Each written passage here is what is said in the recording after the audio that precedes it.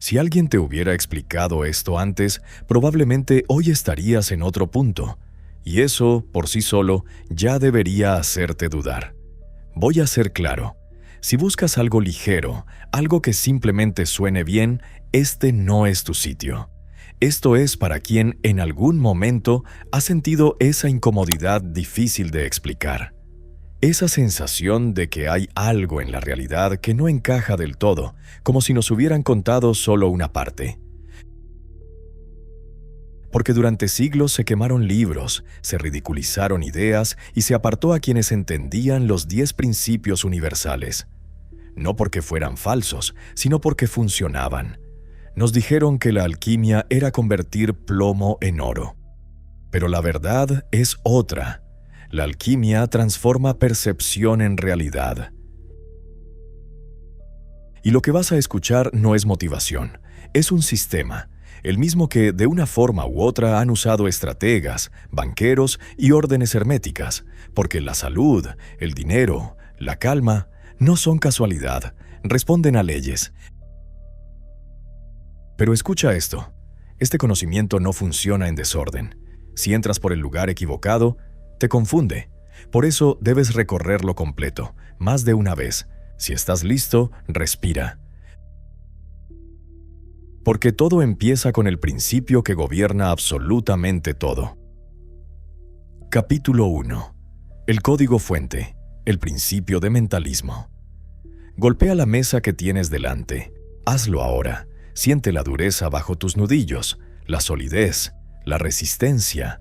Todo en tu experiencia te dice que eso es real, firme, incuestionable.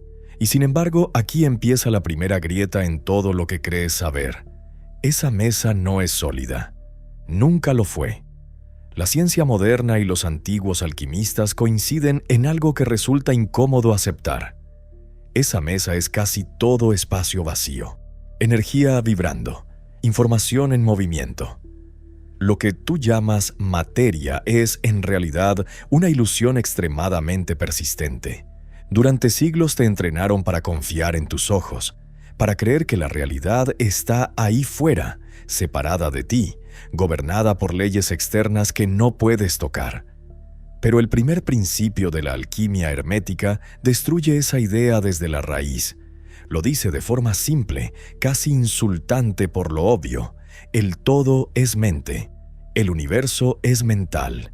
No como metáfora, no como poesía, como arquitectura básica de la realidad. No vives en un mundo de cosas, vives en un mundo de pensamientos cristalizados.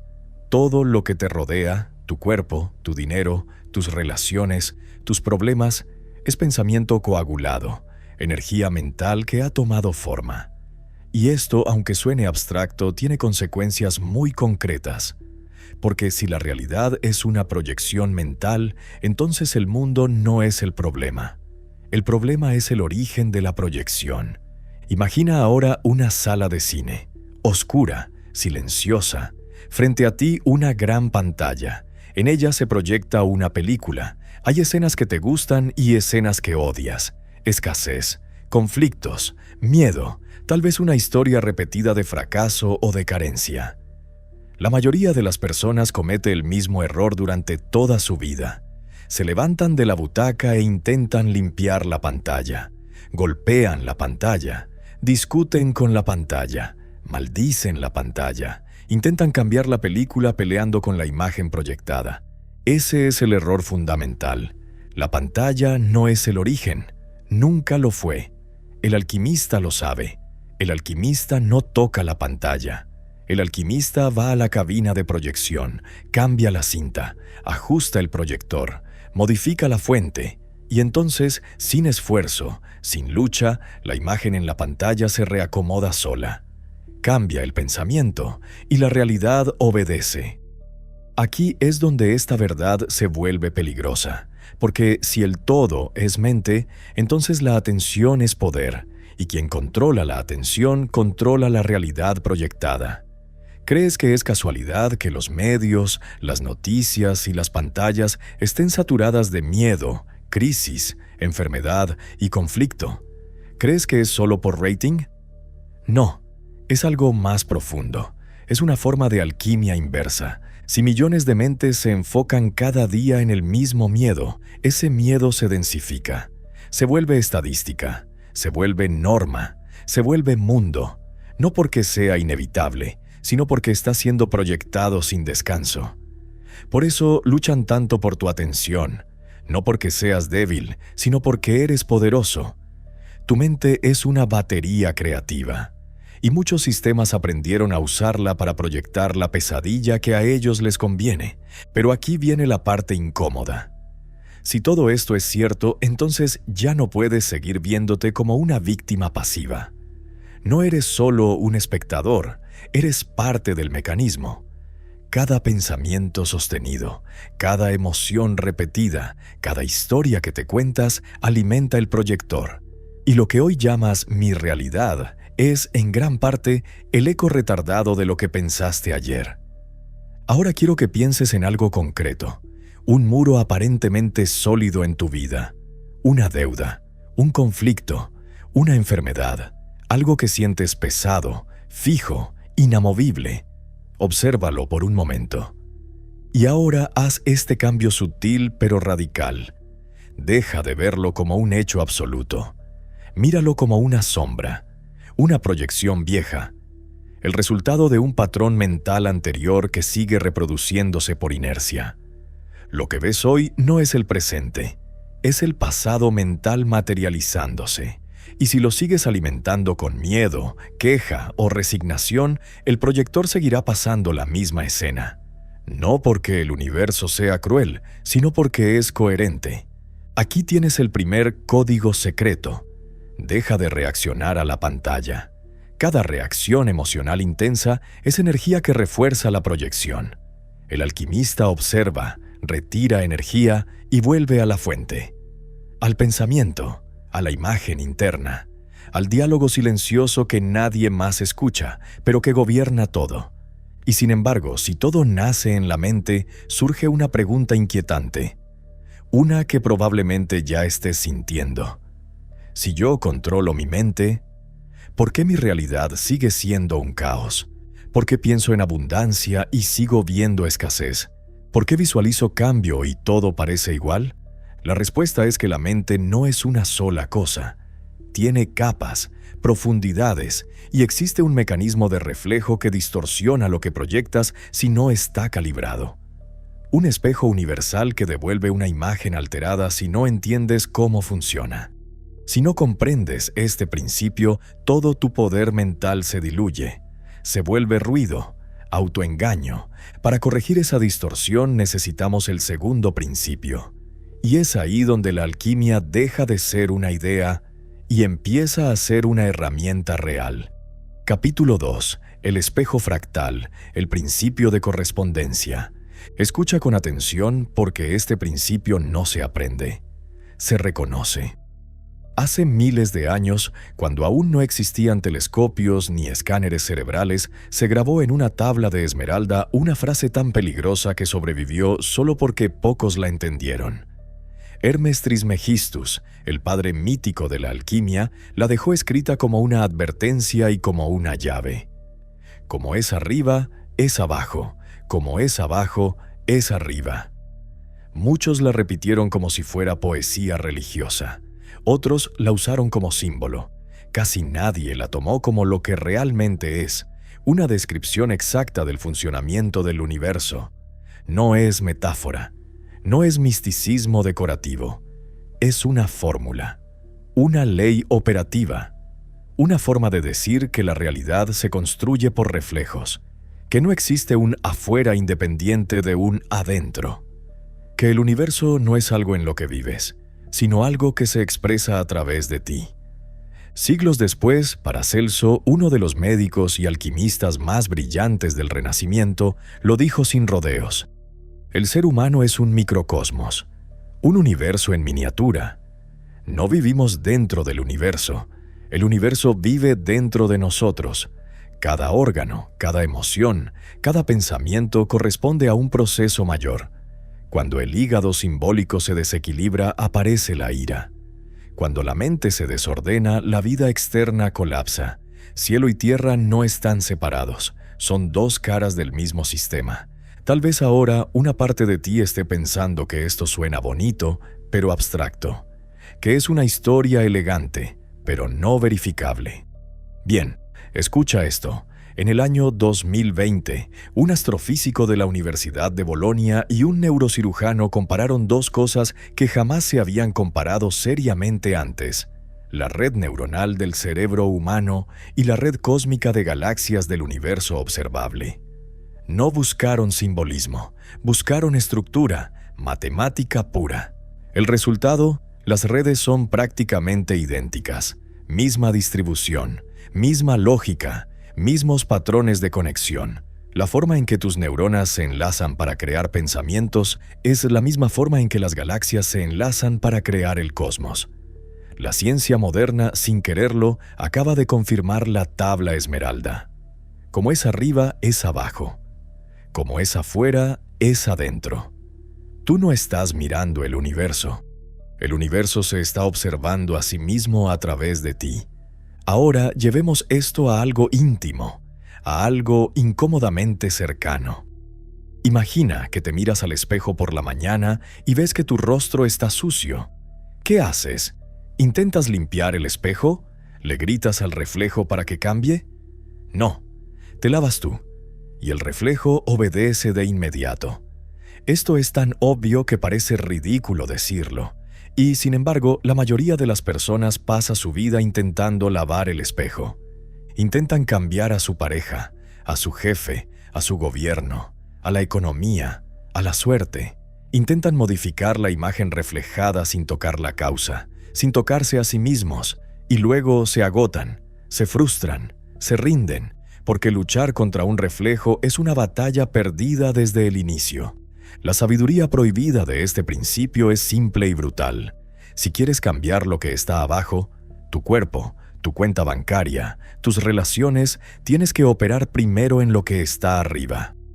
En tus creencias, en tus emociones dominantes, en la historia silenciosa que te cuentas cuando nadie te escucha. No al revés, nunca al revés.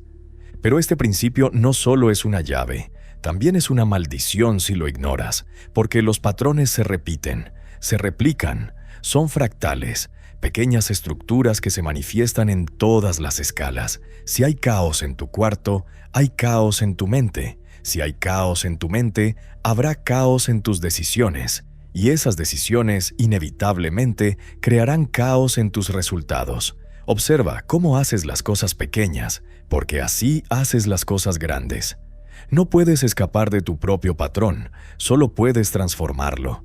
Aquí empieza a doler un poco, porque este principio te quita excusas. Ya no puedes decir que el problema es solo externo. Ya no puedes fingir que no tienes nada que ver. El espejo no miente, solo refleja, y refleja sin juicio, sin intención, sin castigo. Refleja con precisión matemática. Ahora ya sabes que eres un microcosmos, que cada cambio interno tiene una respuesta externa, que si te ordenas, el mundo responde. Y sin embargo, si eres honesto, habrás notado algo extraño.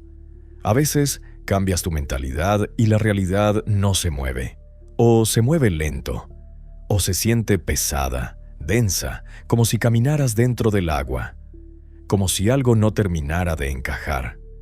Eso es porque entender el espejo no es suficiente. El universo no es una fotografía fija, no es algo estático que simplemente se refleja. El universo es movimiento, es vibración, es ritmo, es música. Y si no sabes tocar la nota correcta, el cristal no canta, se rompe.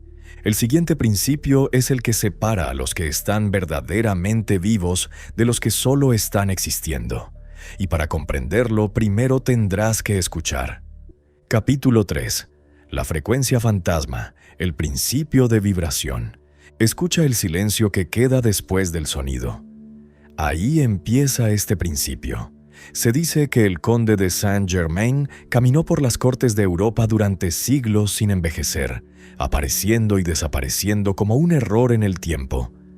Algunos lo llamaron alquimista, otros impostor, pero los pocos que se acercaron demasiado coincidieron en algo inquietante. no parecía sujeto a las mismas leyes que el resto. Su secreto, según la tradición hermética, no era la magia ni un elixir oculto, era comprensión. Saint-Germain entendía que la vida y la muerte no son opuestos, sino estados de vibración, que la muerte es lentitud, densidad, frecuencia baja, y que lo que llamamos vida eterna es simplemente una vibración tan rápida que deja de ser atrapada por el desgaste. El Kybalión lo expresa sin rodeos: nada reposa, todo se mueve, todo vibra. No existe el reposo absoluto. La quietud es una ilusión de los sentidos. La diferencia entre una roca y un rayo de luz no es su esencia, sino la velocidad a la que se mueven sus partículas. El mismo principio que separa el hielo del vapor separa la enfermedad de la salud, la pobreza de la abundancia, el miedo del poder. Todo es lo mismo, moviéndose a distinta velocidad. Imagina ahora algo simple: una hélice de avión completamente detenida. Es un bloque sólido, pesado, peligroso. Si intentas atravesarla, te rompes. Eso es la materia. Vibración lenta, densa. Ahora imagina esa misma hélice girando a 20.000 revoluciones por minuto. El metal no ha desaparecido, pero deja de parecer sólido. Se vuelve transparente. Puedes ver a través de él. Incluso parece que podrías atravesarlo. La diferencia no es la sustancia, es la frecuencia. Tú eres esa hélice.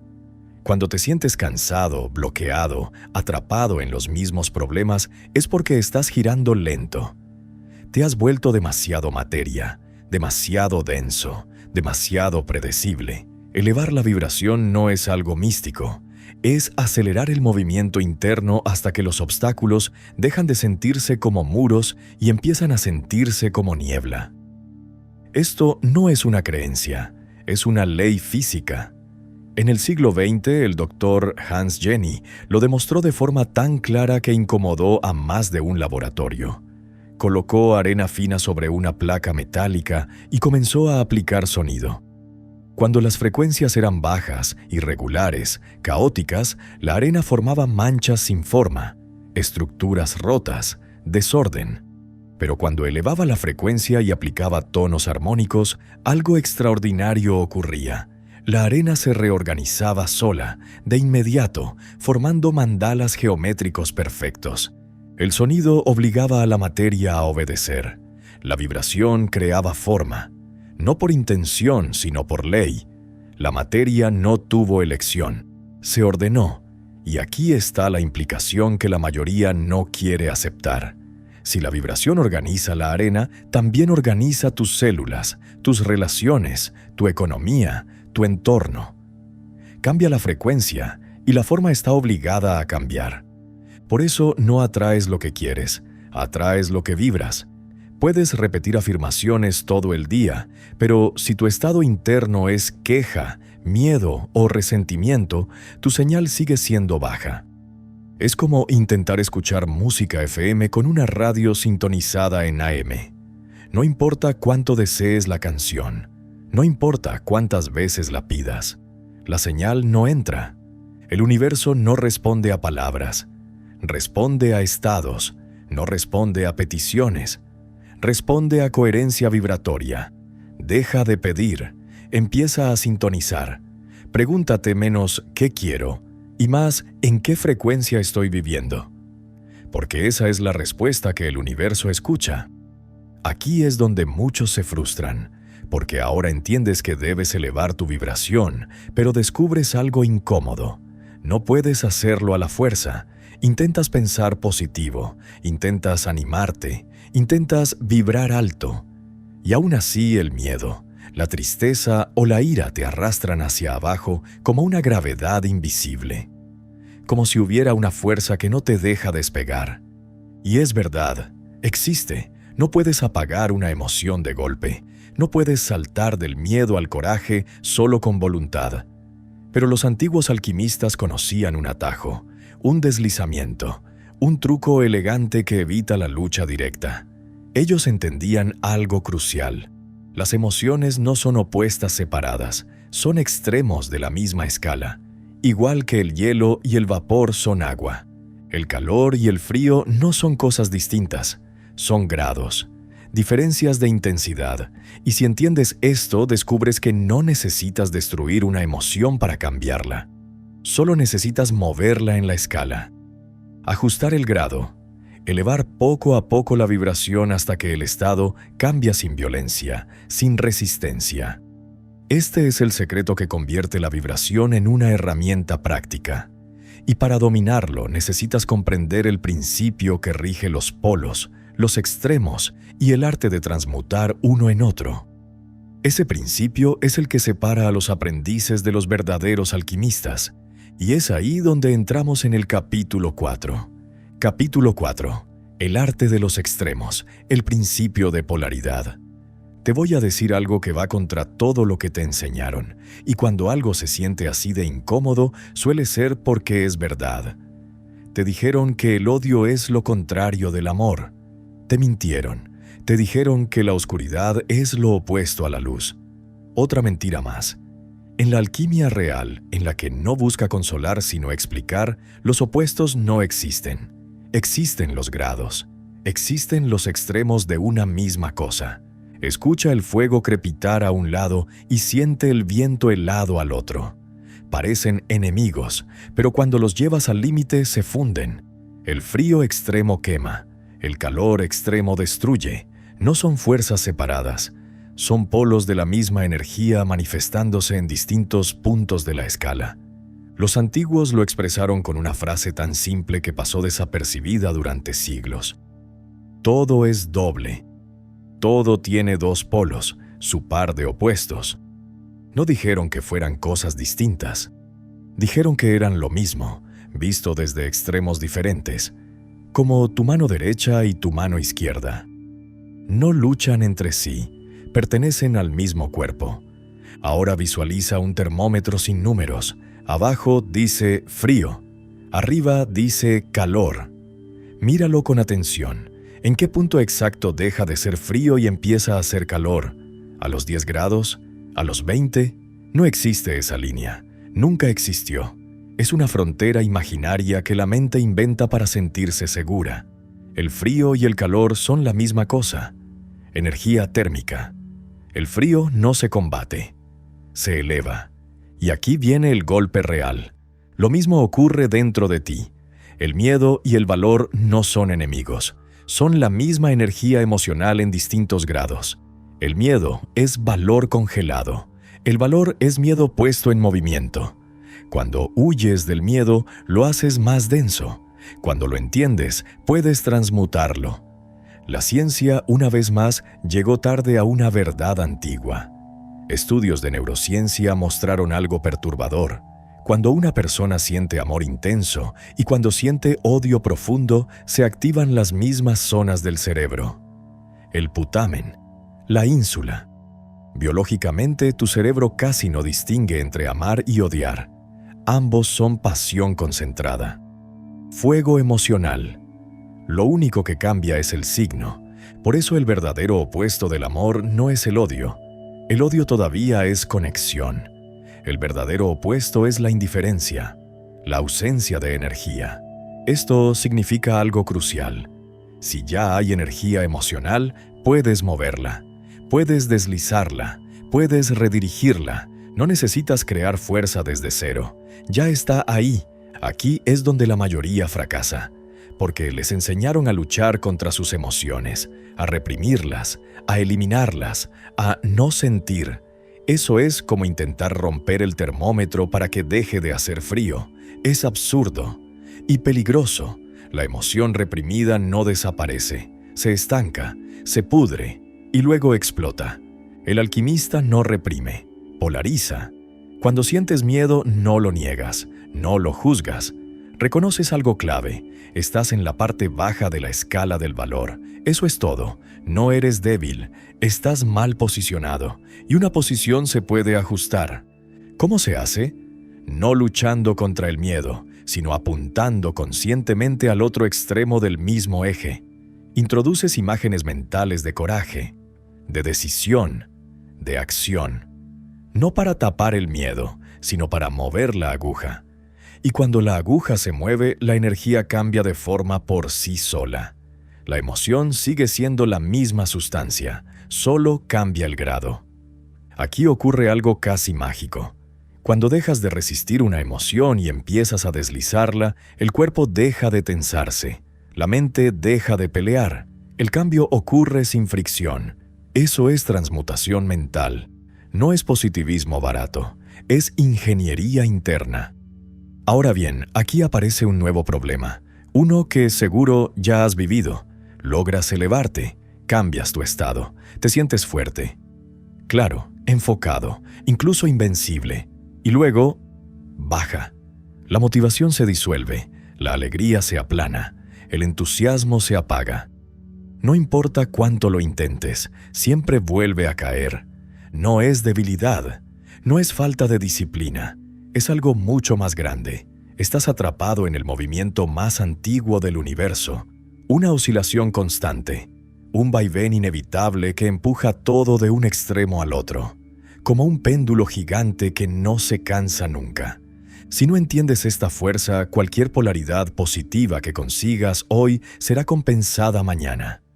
El universo se encargará de empujarte de vuelta, no como castigo, sino como equilibrio. Para dominar realmente la polaridad necesitas aprender a neutralizar ese péndulo, a salir de su trayectoria. Y eso nos lleva al siguiente principio, el que explica por qué la vida sube y baja, y cómo dejar de ser arrastrado por ese movimiento. En el capítulo 5 entraremos en el ritmo oculto que gobierna todas las cosas. Capítulo 5. El péndulo del destino, el principio de ritmo. Escucha ese tic-tac, tic-tac, porque ese sonido no viene de un reloj, viene del universo mismo. Ahora dime algo. ¿Por qué hay días en los que te sientes capaz de conquistar el mundo y otros en los que levantarte de la cama parece una derrota? ¿Por qué empiezas el año con fuego en el pecho y pocas semanas después todo se enfría? No es falta de disciplina, no es debilidad, no es que estés roto, es una ley. El universo no se mueve en línea recta. Respira, inhala y exhala, se expande y se contrae. Los imperios nacen, crecen, se corrompen y caen. Las economías suben, colapsan y vuelven a levantarse. Las mareas avanzan y retroceden. Nada permanece fijo, nada escapa. El principio de ritmo decreta algo tan incómodo como exacto. Todo movimiento hacia un lado genera un movimiento equivalente hacia el otro. La medida de tu alegría determina la medida potencial de tu tristeza. La altura de tu euforia contiene la profundidad de tu bajón. Y aquí está la trampa. La mayoría de la gente cree que el problema es el bajón, cuando en realidad el problema fue el apego al subidón. Imagina un columpio gigante suspendido en el vacío. Cuando te impulsas con fuerza hacia adelante, éxito, reconocimiento, euforia, la gravedad no desaparece, solo espera, acumula energía, y cuanto más alto subes, con más violencia te empuja hacia atrás. Fracaso, vacío, desmotivación. El columpio no es cruel, es preciso. La gente común vive atada al asiento del columpio. Cuando están arriba se identifican con la victoria. Se dicen, esto soy yo. Cuando están abajo se identifican con la caída.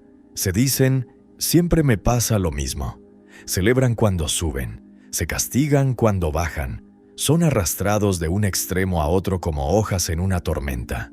Esclavos del péndulo.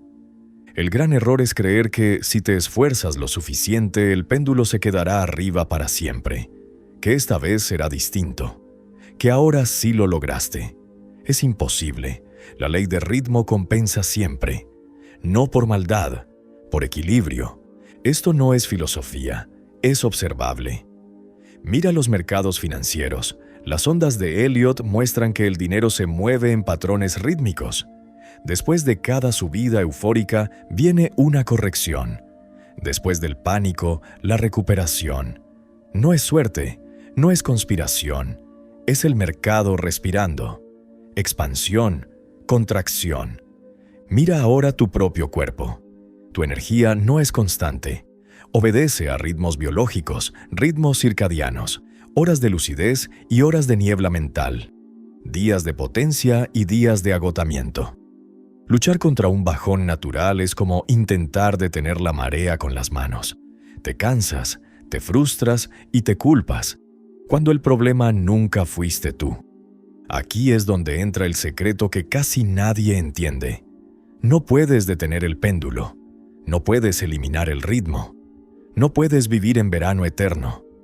Pero hay algo que sí puedes hacer, algo que cambia todo. Puedes bajarte del asiento. Los antiguos alquimistas lo llamaron la ley de neutralización. No anula el movimiento, pero te saca de su trayectoria. Imagina el péndulo oscilando en un plano bajo, emocional, instintivo. El maestro no intenta frenarlo, no se enfrenta a él. Eleva su conciencia a un plano superior, mental, observador, y deja que el péndulo pase por debajo. Cuando viene el bajón, y siempre viene, el común se identifica. Dice, estoy mal. Todo se arruinó. Tengo que hacer algo ya. Y toma decisiones desde el punto más bajo. El alquimista hace lo contrario. Reconoce el movimiento y dice, esto es solo el ritmo. No se juzga, no dramatiza, no toma decisiones importantes, no firma contratos emocionales con pensamientos oscuros, se mantiene estoico, observa, deja que la marea baje sin lanzarse al agua. Y aquí ocurre algo casi invisible pero decisivo. Si no sufres conscientemente durante el bajón, le robas energía al péndulo. La caída pierde fuerza. El siguiente retroceso es más corto, más suave. El sufrimiento no es obligatorio. El movimiento sí. Esto cambia por completo tu relación con los días malos. Ya no los ves como un fallo personal. Los ves como parte del mecanismo, como la noche que permite al día existir. Y cuando dejas de resistirte al ritmo, algo inesperado sucede. Empiezas a tener estabilidad interna, incluso cuando todo oscila afuera. Pero atención, esto no es resignación, no es pasividad, no es conformismo, es defensa estratégica. Es aprender a no perder energía inútilmente, a no romperte cada vez que el universo exhala. Y aquí aparece el siguiente problema, uno más peligroso que los bajones, porque ahora sabes protegerte, sabes mantenerte firme cuando todo cae.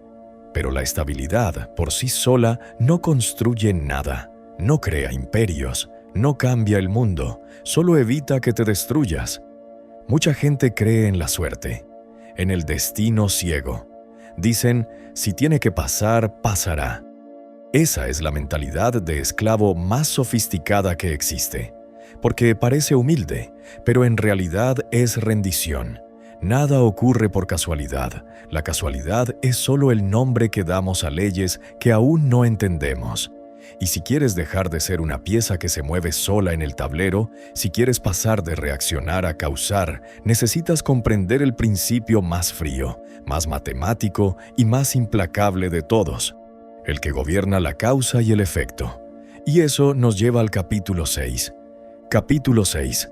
La cadena de hierro, el principio de causa y efecto. Escucha bien este sonido. Máquinas tragamonedas girando, dados rodando, risas nerviosas. Así suena la ilusión más peligrosa jamás inventada por el ser humano. La ilusión de la suerte. Ahora escucha cómo se rompe el cristal, porque a partir de aquí esa palabra deja de existir. Sácate esta palabra de la boca. Suerte. La suerte es el insulto más grande que puedes lanzarle al arquitecto del universo. Es la excusa elegante de quien no quiere mirar el mecanismo. Si lanzas una piedra al aire y te cae en la cabeza, ¿fue mala suerte?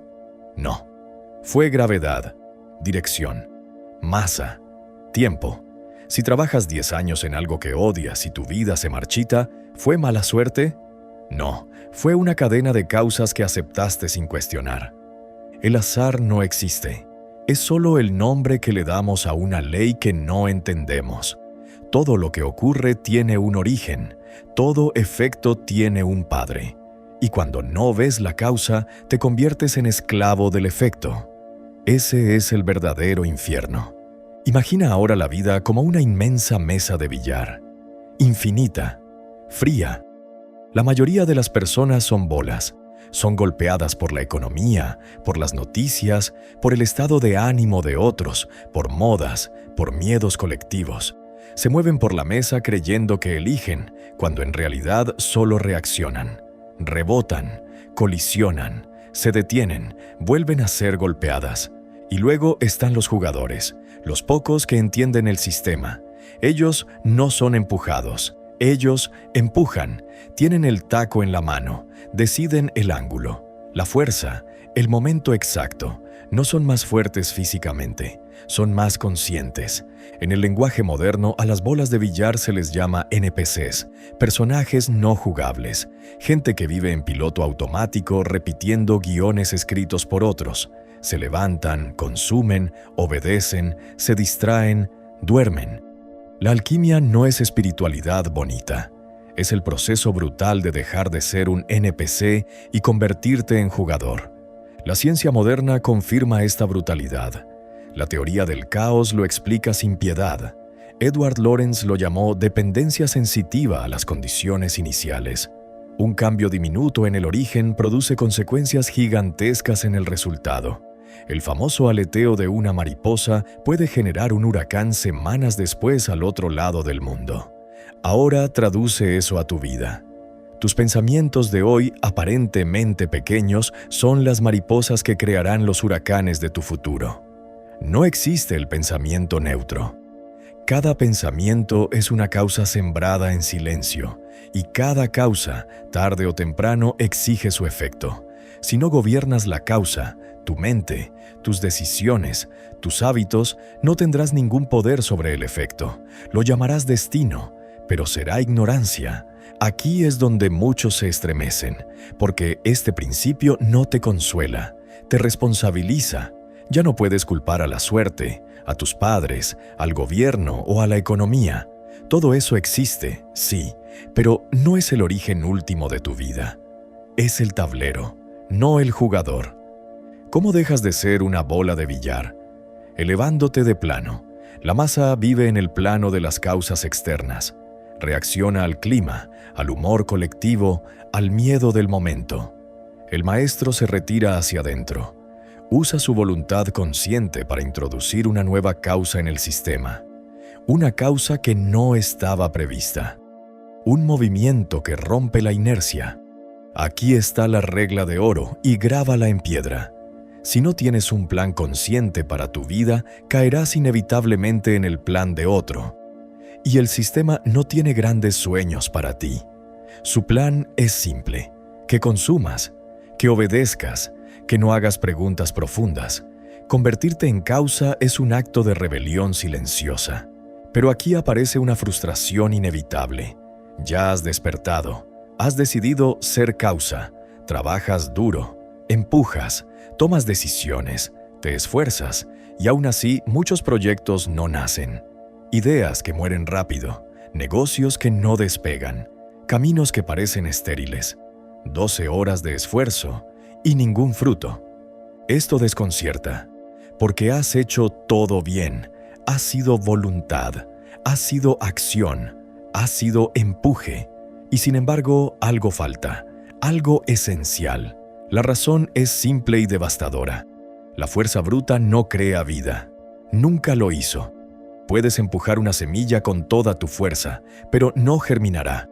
Para que algo nazca, un hijo, una obra, un negocio, una idea, se necesita la unión de dos principios, dos energías complementarias. Si solo usas una, el resultado es esterilidad.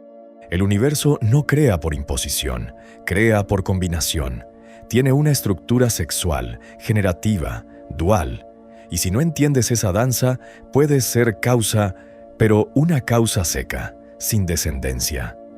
Hasta ahora has aprendido a dejar de ser efecto, a tomar el control, a empujar el destino. Pero para crear algo que viva, crezca y se multiplique, necesitas comprender el principio más malinterpretado de todos. el que ha sido reducido al cuerpo cuando en realidad gobierna el cosmos entero. No hablo de sexo físico, hablo de generación. Capítulo 7. La semilla oculta, el principio de género. Escucha este sonido, electricidad estática, dos cables acercándose lentamente, tensión, y de pronto, el chispazo. Así nace absolutamente todo en el universo, no por esfuerzo ciego, no por deseo pasivo, sino por la unión precisa de dos polos. Antes de que tu mente se defienda, deja esto claro. Olvida todo lo que oyes en las noticias sobre género. La alquimia no habla de hombres y mujeres, habla de fuerzas, de polaridad eléctrica, de mecánica universal. El principio de género dice que todo lo que existe contiene en su interior un principio masculino y uno femenino. No como identidades, sino como funciones. Y aquí llega la verdad incómoda. La razón por la que la mayoría de tus proyectos mueren no es porque no trabajes lo suficiente, tampoco porque el universo no te escuche. Fracasan porque estás intentando crear con una sola energía. Eres como una batería con un solo polo. Mucho potencial, cero corriente, cero luz. Mira una batería común, tiene un lado positivo y un lado negativo. El polo masculino es la energía que empuja, dirige, ejecuta, impone forma. El polo femenino es la energía que recibe, imagina, gesta, nutre. Uno sin el otro no sirve para nada. No importa cuánta fuerza tenga el positivo si no hay un negativo que cierre el circuito. El mundo moderno idolatra solo una mitad del sistema, el masculino descontrolado, trabajar más, dormir menos, hacer, hustle, grind, empujar sin parar. El resultado, agotamiento, ansiedad, proyectos muertos, vidas vacías, mucha acción, poca creación, movimiento sin nacimiento. En el extremo opuesto está la trampa de la New Age, todo femenino sin masculino. Visualiza, siente, fluye, espera señales. El resultado, sueños hermosos que nunca tocan la tierra, fantasía sin estructura, energía sin encarnación. El alquimista no cae en ninguno de los dos extremos, conecta los cables, usa la energía femenina para concebir la idea y la masculina para materializarla. Cuando ambas se cruzan, ocurre el chispazo, y ese chispazo es vida. Esto no es misticismo moderno. Carl Jung lo explicó con precisión quirúrgica. Descubrió que cada ser humano posee un principio masculino interno y uno femenino interno. Los llamó animus y anima. Cuando uno domina y el otro es reprimido, la psique se desequilibra. Aparece el tirano rígido o la víctima caótica. Jung llamó al equilibrio perfecto el hieros gamos, el matrimonio sagrado, el momento en que la visión interna y la acción externa se alinean. Ahí nacen los genios, no los más fuertes, no los más soñadores, los más integrados. Para crear algo grande necesitas una mente andrógina en el mejor sentido de la palabra, sensible para percibir posibilidades invisibles, brutal para ejecutar sin excusas, capaz de soñar con delicadeza y construir con violencia controlada. Ahora escucha esto con atención, porque aquí está el núcleo operativo del principio. Toda creación real ocurre primero en la mente, y la mente también tiene género. Tu mente consciente es masculina. Decide, ordena, elige. Tu mente subconsciente es femenina. Recibe, acepta, gesta, da forma. Crear riqueza, salud o éxito no es magia. Es un acto sexual mental. El consciente debe plantar una semilla clara en el subconsciente. No una queja, no un miedo, no una duda. Una imagen cargada de emoción, repetida con fe, hasta que el subconsciente la acepta como realidad. Una vez aceptada, el subconsciente hace lo que siempre ha hecho. Trabaja en silencio, conecta oportunidades, modifica percepciones, genera impulsos, gesta la solución, no pregunta, no duda, no juzga. El problema es que la mayoría de las personas violan a su propio subconsciente a diario. Lo bombardean con preocupaciones, Le gritan escasez, le muestran imágenes de fracaso. Luego se sorprenden cuando su vida da a luz exactamente eso. No están creando, están engendrando monstruos, pero supongamos que ahora lo haces bien, que unes ambas energías, que plantas la semilla correcta, que por primera vez sientes coherencia entre lo que deseas y lo que haces. Aquí aparece el error más común y más letal, la impaciencia. Has sembrado y ahora quieres ver el brote mañana, pasado mañana, en una semana. Como no lo ves, dudas, escarbas, comparas, te frustras, arrancas la tierra para comprobar si la semilla está viva, y al hacerlo la matas. Toda creación requiere un período de oscuridad, invisible, silencioso, incómodo. El niño crece en el vientre sin aplausos. La semilla se pudre antes de brotar. El proyecto real siempre pasa por una fase donde parece que nada ocurre. Existe una ley dentro del tiempo que castiga a los impacientes. Una ley que aborta todo lo que se expone antes de madurar. Si no respetas este período, destruyes lo que tú mismo creaste. Y eso nos lleva al siguiente principio, el que nadie quiere aceptar, el que separa a los amateurs de los maestros, el principio que gobierna el tiempo, la espera y la gestación obligatoria antes del éxito. Bienvenido al capítulo 8. Capítulo 8. El silencio de oro, el principio de gestación. Escucha este sonido, alguien cavando desesperado en la tierra, una pala entrando y saliendo sin parar, y de pronto el crujido seco de una raíz rota. Así es como la mayoría de las personas mata sus propios sueños sin darse cuenta. Has plantado la semilla, has unido las energías, sientes esa electricidad interna que dice, ahora sí, y entonces cometes el error clásico, corres a contarlo, se lo dices a un amigo, a tu familia, lo publicas en redes sociales, voy a empezar este negocio. Este año va a ser diferente, y algo extraño ocurre. La motivación se diluye, la claridad se nubla, el proyecto se frena, nada avanza. No es mala suerte, no es falta de talento. Has cometido un aborto energético. Has abierto el horno antes de tiempo, has sacado el pastel cuando aún era masa. El principio de gestación es implacable y no perdona la impaciencia. Toda semilla, una idea, un proyecto, una nueva identidad, necesita un periodo obligatorio de oscuridad y silencio para acumular fuerza. Si expones lo que aún no está formado, lo debilitas. La naturaleza nunca tiene prisa, y aún así todo se cumple. Mira el bambú chino. Es uno de los ejemplos más crueles y más perfectos de esta ley. Plantas la semilla, la riegas, la cuidas. Pasa un año y no ocurre nada. Pasan 2, 3, 4, ni un solo brote rompe la tierra. La mayoría abandona aquí. Concluyen que el método no funciona, que la semilla estaba defectuosa, que perdieron el tiempo. Pero en el 5.º año ocurre lo imposible. En apenas 6 semanas el bambú crece hasta 30 metros de altura. La pregunta no es si creció rápido. La pregunta correcta es, ¿qué estuvo haciendo durante 5 años? Estaba creciendo donde nadie miraba. Estaba desarrollando un sistema de raíces capaz de sostener esa altura sin quebrarse. Si hubiera salido antes, el primer viento lo habría destruido. Tu éxito funciona igual. Si hoy no ves resultados externos, no significa que nada esté ocurriendo. Significa que estás en fase raíz. Y si desentierras la semilla para comprobar si funciona, la matas. Vivimos en un universo donde la mente es instantánea, pero la materia es lenta.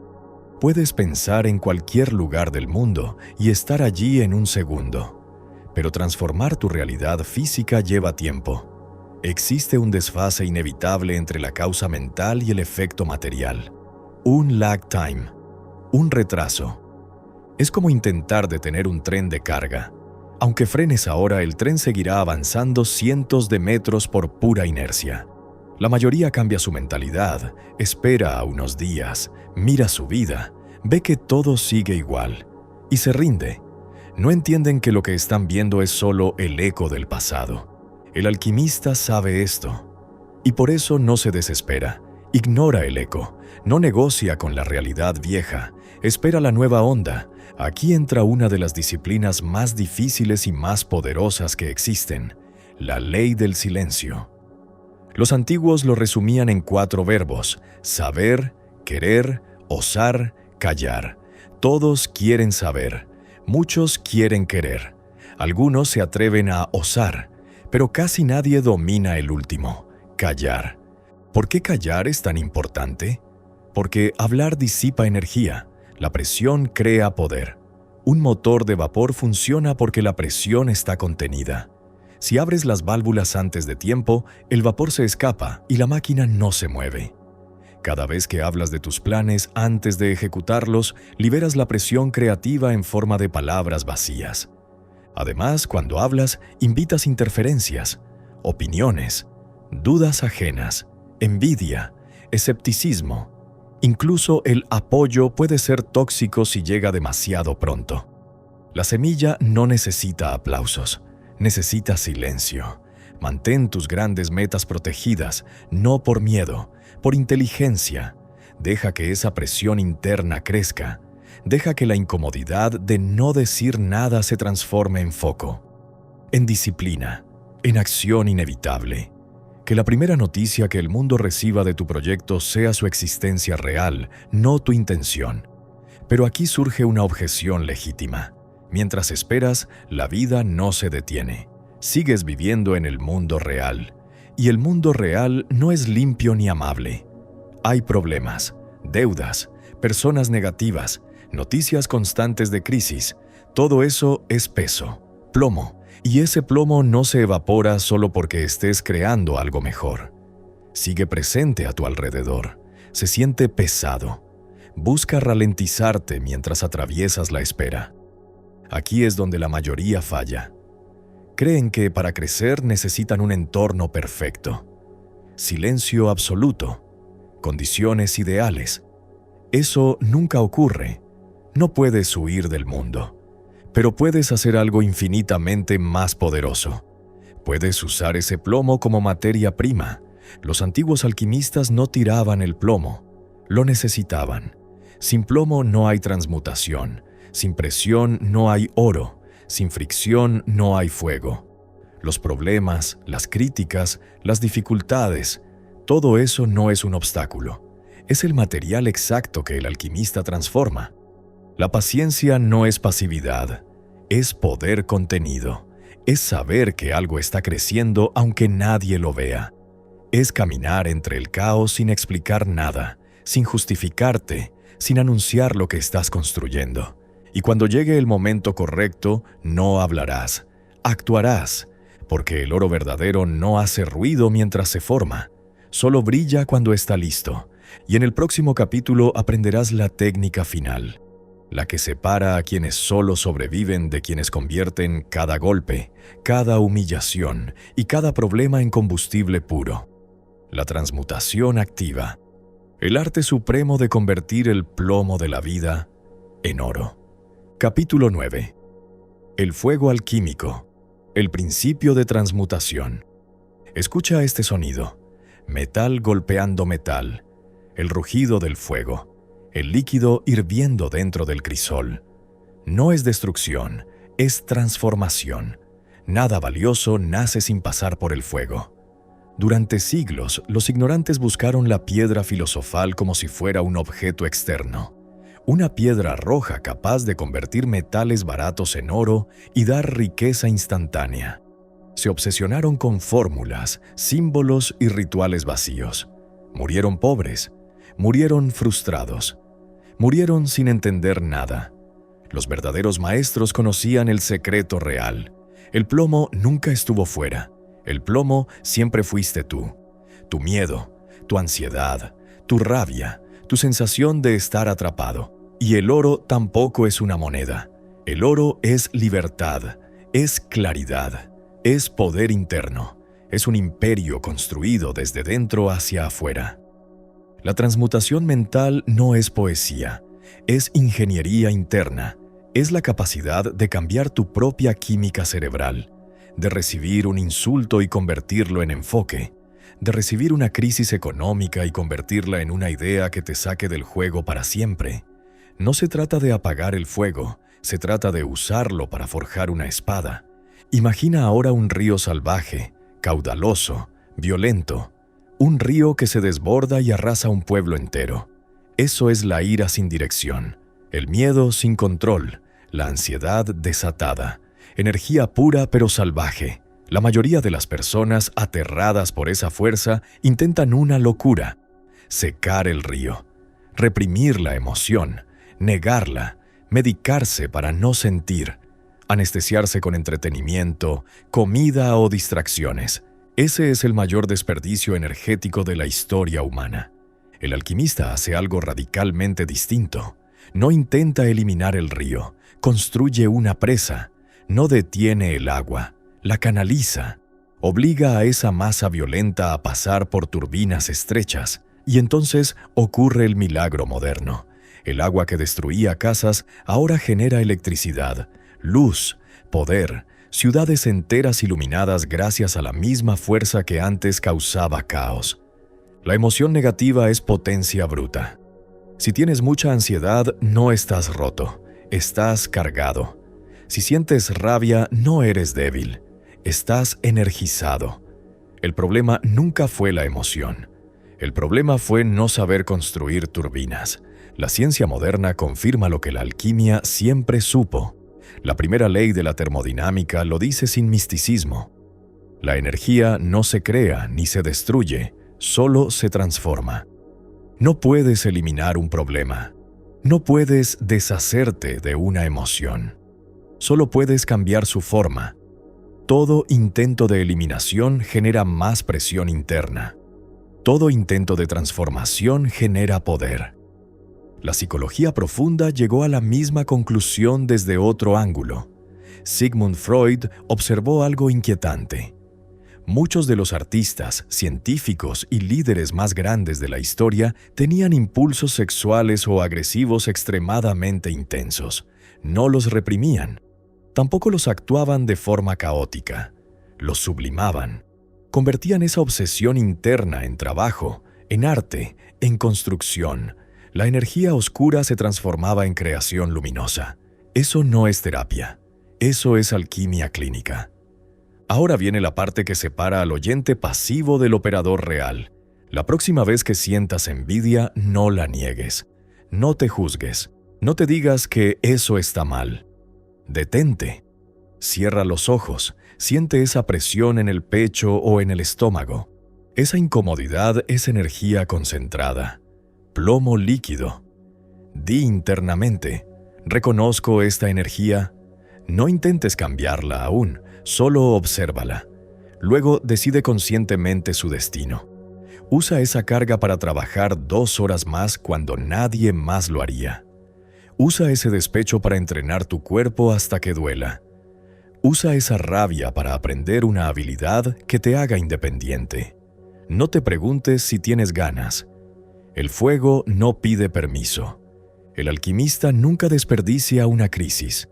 Una crisis es combustible gratuito de alto octanaje. La mayoría huye del dolor. El alquimista se acerca, lo canaliza y lo convierte en ventaja competitiva. Mientras otros colapsan, él construye. Mientras otros se quejan, él afila la espada. Pero aquí aparece el último peligro, el más sutil, el más traicionero, el peligro que ha destruido a más despiertos que cualquier sistema externo, el ego espiritual. Has aprendido a pensar distinto, a vibrar, a actuar, a esperar, a transmutar. Empiezas a sentirte poderoso, especial, superior. Crees que eres tú quien hace la magia. Crees que eres un individuo aislado dominando el universo desde fuera. Y en ese punto, sin darte cuenta, te separas. Mientras creas que eres un yo luchando contra el mundo, tu poder será limitado. Te sentirás solo, cansado, en guerra constante. El fuego seguirá funcionando, pero a pequeña escala. Para acceder al poder infinito, al combustible nuclear del cosmos, necesitas el paso final. el más difícil, el que el ego odia. Tienes que disolverte. Tienes que entender que no eres un mago separado del universo. Eres el universo operándose a sí mismo a través de una forma temporal. Cuando entiendas eso, el fuego dejará de ser algo que usas y se convertirá en lo que eres. Y ese es el regreso al origen. Capítulo 10. El todo es mente, el principio de unidad. Hemos llegado al final del camino. Has atravesado el fuego, el espejo, el péndulo, la semilla y la transmutación. Has aprendido a observar tu mente, a dirigir tu energía, a no romperte cuando el mundo empuja en tu contra. Te sientes más lúcido, más fuerte, más despierto. Quizá incluso te sientes poderoso, como si, por primera vez, tuvieras las manos sobre el volante de tu vida. Y justo aquí aparece la última paradoja, la más incómoda, la más liberadora. Te falta la llave final, la llave que no suma poder, lo disuelve. El secreto último no eleva al ego, lo pulveriza, y cuando eso ocurre aparece algo infinitamente más grande. La verdad final es esta: tú no existes, al menos no como crees. La idea de que hay un tú separado del mundo, luchando contra una realidad externa, intentando atraer dinero, amor o propósito, es la última ilusión óptica de la Matrix. La más sofisticada, la más persistente. La separación entre yo y universo, entre mi mente y la realidad, entre mi deseo y lo que quiero manifestar, nunca fue real. Fue solo una herramienta temporal para que la experiencia pudiera ocurrir. Para entenderlo, deja la abstracción. Vamos a algo físico. Imagina una ola en el océano, una ola enorme, poderosa, definida. La ola tiene forma, tiene altura, tiene dirección, y desde su perspectiva limitada, cree que está separada del mar. Mira a otras olas como competidoras. Cree que debe luchar para mantenerse en pie, que debe avanzar más rápido, ser más grande, sobrevivir. Pero cuando la ola llega a la orilla y se rompe, no muere, no desaparece, regresa. En ese instante se revela la verdad. La ola nunca fue una entidad independiente, nunca estuvo separada del océano. Siempre fue agua, agua adoptando una forma temporal llamada ola. Tú eres esa ola. Tu nombre, tu historia, tus miedos, tus deseos, tu cuerpo, son una forma temporal que la conciencia adoptó para experimentarse. No estás dentro del universo, el universo está ocurriendo como tú. Cuando entiendes esto, algo profundo se relaja. Dejas de perseguir la vida como si estuviera fuera de ti. Dejas de rogarle al mundo. Empiezas a reconocer. Y aquí es donde la ciencia moderna, una vez más, alcanza a la alquimia antigua. La mecánica cuántica demostró algo que debería haber colapsado nuestra idea de realidad para siempre: el entrelazamiento cuántico. Dos partículas que estuvieron unidas siguen comportándose como una sola, incluso cuando las separas por distancias astronómicas. Modificas una, y la otra responde instantáneamente, sin tiempo de viaje, sin espacio intermedio. ¿Por qué? Porque en el nivel fundamental el espacio no existe, nunca estuvieron realmente separadas. Ahora, detente un segundo y deja que esto cale. Si todo el universo surgió de un solo punto en el Big Bang, significa que todo estuvo unido. Tú, el dinero que deseas, la persona que amas, la oportunidad que buscas, todo nació en el mismo evento. Todo sigue conectado, no simbólicamente, literalmente. No estás intentando atraer algo externo, estás reajustando la relación con algo que ya es parte de ti. Por eso la manifestación forzada falla, por eso la obsesión repele, porque no puedes atraer lo que ya eres, solo puedes alinearte o resistirte. El maestro vive desde esta comprensión, no desde la lucha, sino desde el flujo. Los taoístas lo llamaron Wu Wei, acción sin fricción, no pasividad, no resignación, acción precisa en el momento exacto, sin desgaste interno. Cuando sabes que eres el océano, no entras en pánico por cada ola.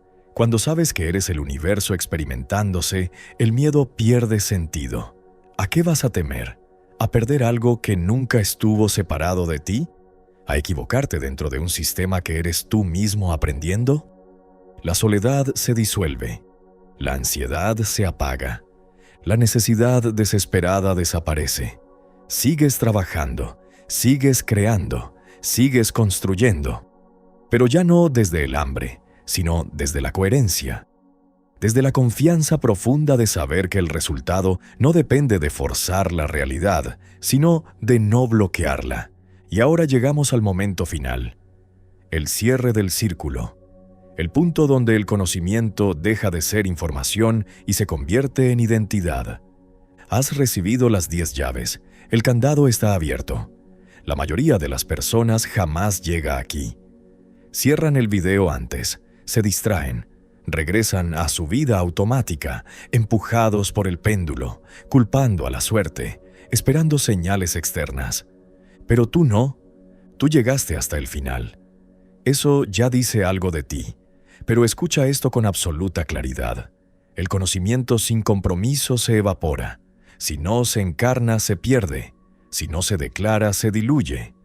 Por eso vamos a sellar este proceso ahora mismo, no como un gesto vacío, como un acto simbólico y psicológico de integración. Si te comprometes a usar estos principios para elevar tu vida y no para dañar a otros, si te comprometes a ser causa consciente y no efecto inconsciente, si aceptas que no estás separado del universo, sino que eres una expresión activa de él, deja ahora mismo un comentario con la frase «Soy el alquimista», porque cuando lo escribes, lo haces real. Cuando lo declaras, tu mente lo registra como identidad. Y cuando tu identidad cambia, la realidad no tiene más opción que reorganizarse. Bienvenido al regreso. Bienvenido a casa.